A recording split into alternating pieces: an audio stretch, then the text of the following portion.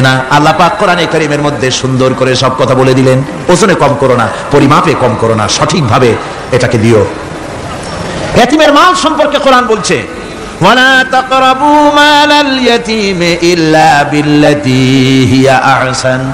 এতিমের মাল ভক্ষণ করা তো দূরের কথা, এর নিকটবর্তী হয় না। তবে হ্যাঁ, এতিম বয়সপ্রাপ্ত হওয়া পর্যন্ত যদি আমানত রাখো সেটা ভিন্ন কথা, কিন্তু এতিমের মালকে ভক্ষণ করো না অবৈধভাবে। এতিমের মালের সুরক্ষার জন্য আল্লাহ পাক বলে দিলেন। অশ্লীলতা সম্পর্কে, আজকে সমাজে অশ্লীলতা চলছে, বেহায়ামি, নগ্নতা চলছে, এ সম্পর্কে আল্লাহ পাক বলছেন, কুল ইন্নামা হারামা রাব্বিয়াল ফাওয়াহিশা মা যাহারা মিনহা ওয়া মা বাতান। আল্লাহ পাক বলেন, হে নবী আপনি বলে দেন, আমার প্রভু নিঃসন্দেহে প্রকাশ্য এবং অপ্রকাশ্য সব রকমের নির্লজ্জতা এবং পাপাচারকে নিষিদ্ধ ঘোষণা করেছেন, হারাম করে দিয়েছেন। প্রকাশ্য এবং অপ্রকাশ্য সব রকমের পাপাচারকে, নির্লজ্জতাকে আল্লাহ পাক নিষেধ করেছেন।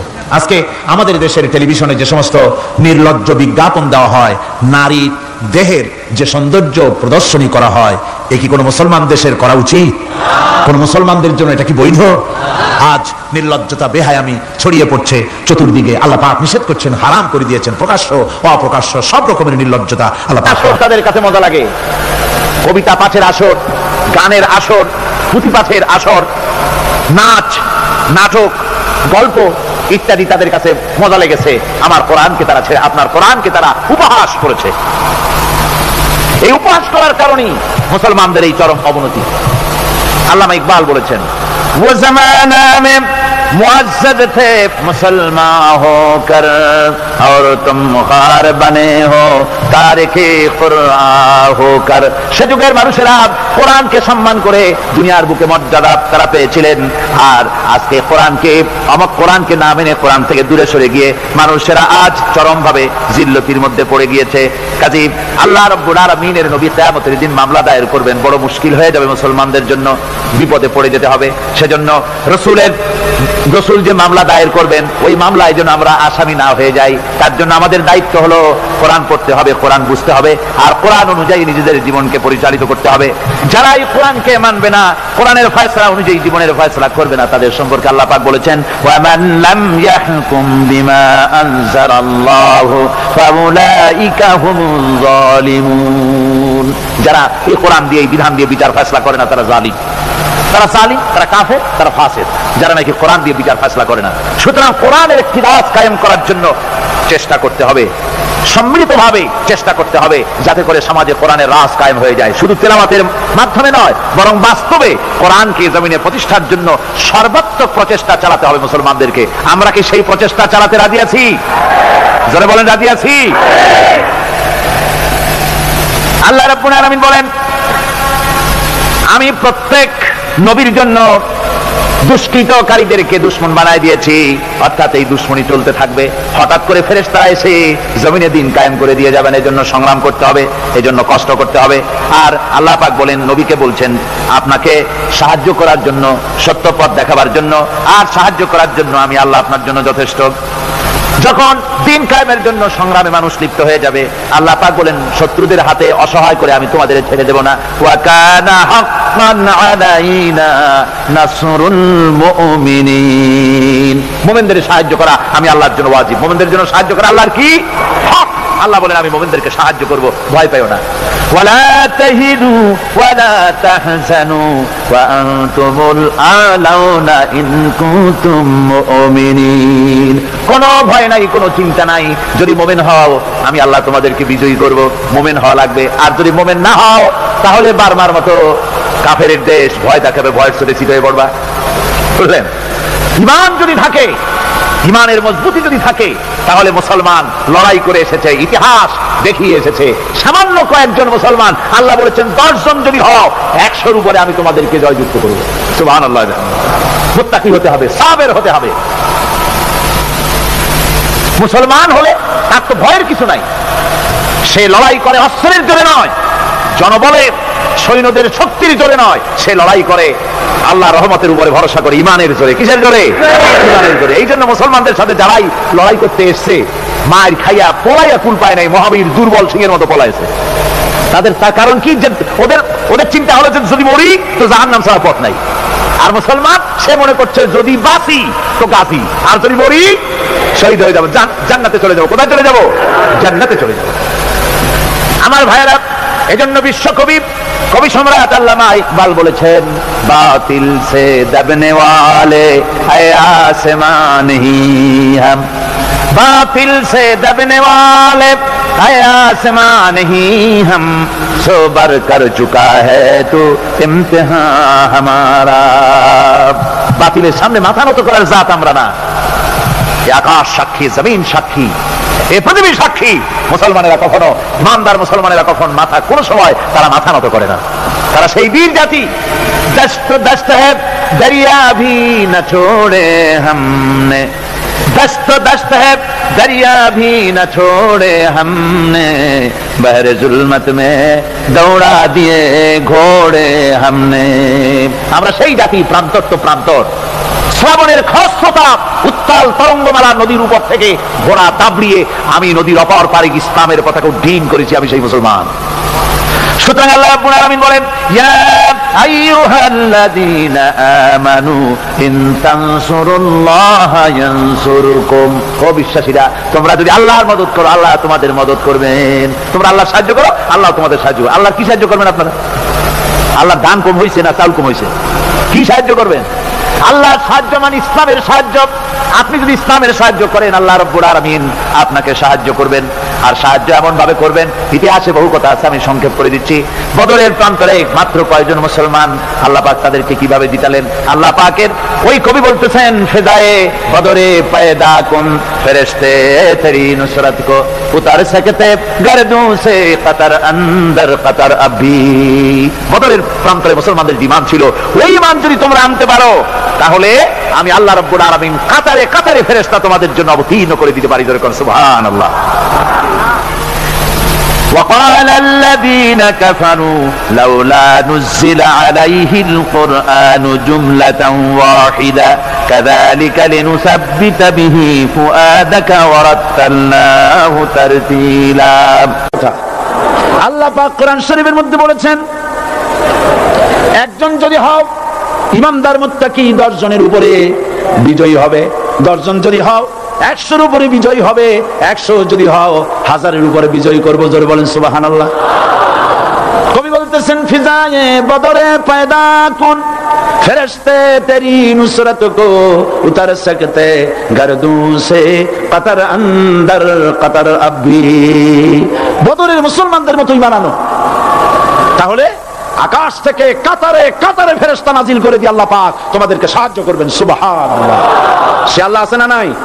জোরে বলেন, আছে না নাই? সেই আল্লাহ রাব্বুল আলামিন কোরআনে কারীমের ভিতরে আয়াতুল কুরসির মধ্যে বলে দিয়েছেন, আল্লাহু লা ইলাহা ইল্লা হুয়াল হাইয়ুল কাইয়্যুম। প্রাণ খুলে সবাই পড়েন, বসা মানুষ, দাঁড়ানো মানুষ।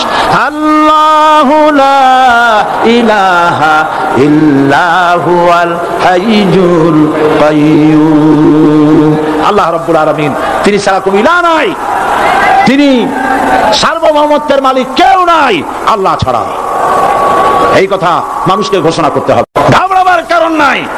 এর অর্থ এই নাই যে আপনারা কালেমার দাওয়াত দিবেন আর রাষ্ট্রশক্তি আপনারা পিটাইতেই থাকবে, আপনার কোনদিন আপনার সুদিন ফিরে আসবে না। বিষয়টা কেমন না? আমার আল্লাহর ওয়াদা শুনুন, ওয়ালা তাহিনু ওয়ালা তাহজানু ওয়া আনতুমুল আলাউনা ইন কুনতুম মুমিনিন।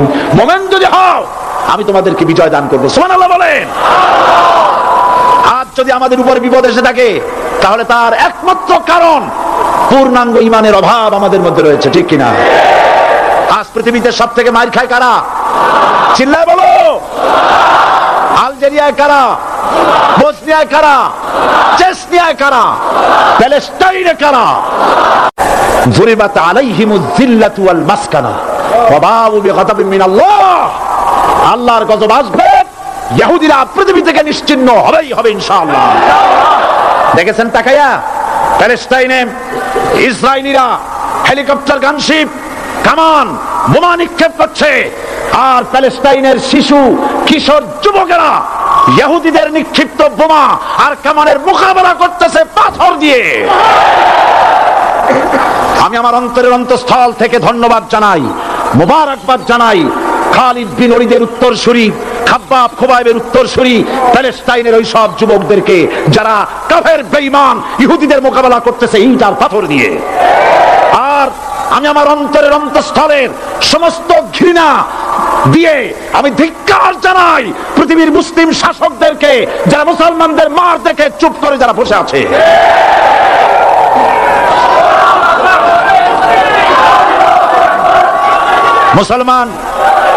মুসলমান যদি মুসলমানের মতো হয় 10 জন যথেষ্ট, কয়জন যথেষ্ট? কোথায় আছে কথা? আল্লাহ পাক কোরআন শরীফের মধ্যে বলেছেন, একজন যদি হও ইমানদার মুত্তাকি 10 জনের উপরে বিজয়ী হবে, 10 জন যদি হও 100-এর উপরে বিজয়ী হবে, 100 যদি হও 1000-এর উপরে বিজয়ী করব। জোরে বলেন সুবহানাল্লাহ। কবি বলতেছেন, ফিজায়ে বদরে পয়দা কুন ফেরেশতে তেরি নুসরত কো উতার সকতে গর্দুঁ সে কতর আন্দর কতর আবি। বদরের মুসলমানদের মতো ঈমান আনো, তাহলে আকাশ থেকে কাতারে কাতারে ফেরেশতা নাজিল করে দিয়ে আল্লাহ পাক তোমাদেরকে সাহায্য করবেন। সুবহানাল্লাহ। সে আল্লাহ আছে না নাই? জোরে বলেন আছে না নাই?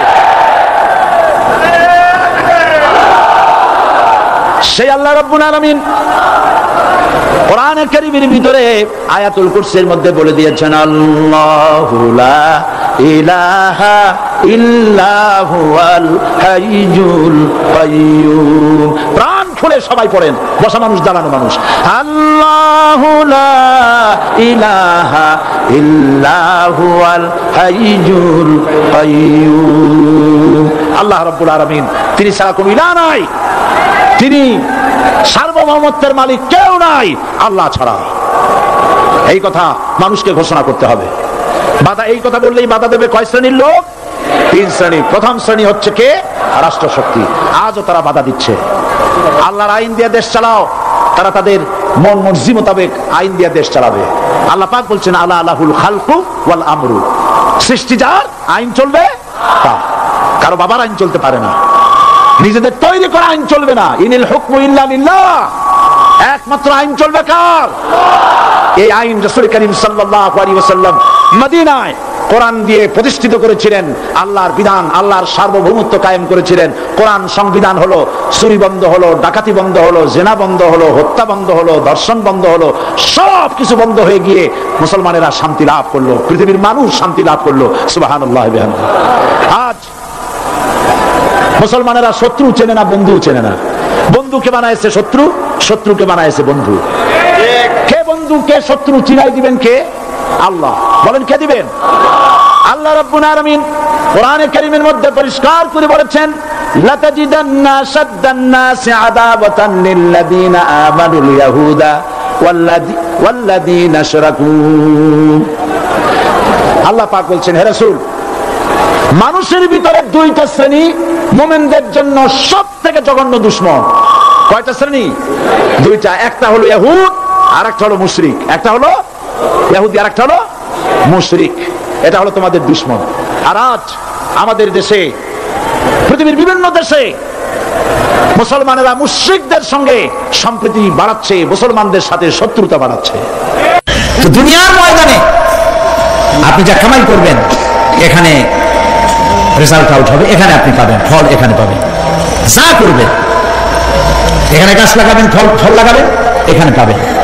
আর আল্লাহর জন্য যেটা করবেন সেটার ফল, সেটার রেজাল্ট কিয়ামতে বাইর হবে। সুবহানাল্লাহ। এখানে পরীক্ষা দিয়ে যদি কেউ ফেল করে, ম্যাট্রিক পরীক্ষা দিয়ে ফেল করেছে, ফাজিল পরীক্ষা দিয়ে ফেল করেছে, আবার পরীক্ষা দিয়ে পাস করার সুযোগ আছে, আবারও ফেল করেছে, আবারও পরীক্ষা দিয়ে পাস করার সুযোগ আছে।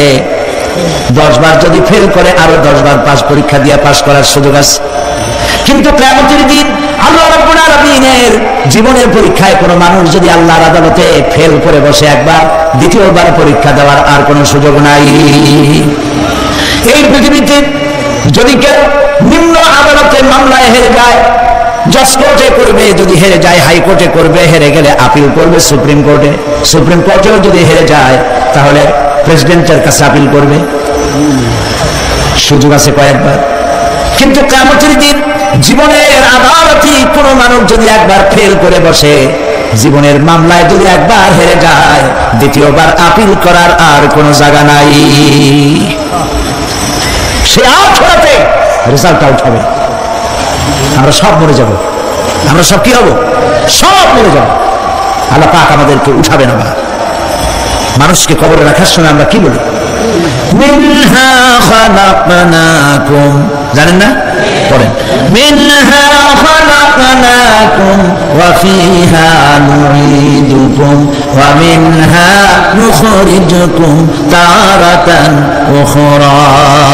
এই মাটি দিয়ে তোমাকে তৈরি করা হয়েছিল, এই মাটির মধ্যে রেখে গেলাম, এর থেকে আবার তোমাকে উত্থিত করা হবে। কে বলতেছেন কথা? আল্লাহ পাক বলছেন, আল্লাহ তাআলা বলছেন। কি নিষ্ঠুর এই পৃথিবী!